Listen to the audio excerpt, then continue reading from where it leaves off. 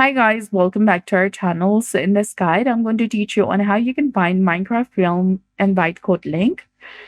So you need to first locate and share your Minecraft Realms invite code. Sharing this code makes it easy for others to join your realm. To begin, press play and then navigate to the top of the screen and select Realms. On the left, choose your desired realm, then click on Options in the bottom right corner, followed by the realm settings. Next, select the Manage Realm at the top, and on the left side, click on Invite Links, then add New Invite Link, and you should then see both the invite link and the code at the top, which you can share. So that's it. I hope you found this video helpful. If you did, please like, share, and subscribe. Thanks for watching. We'll see you again in the next one.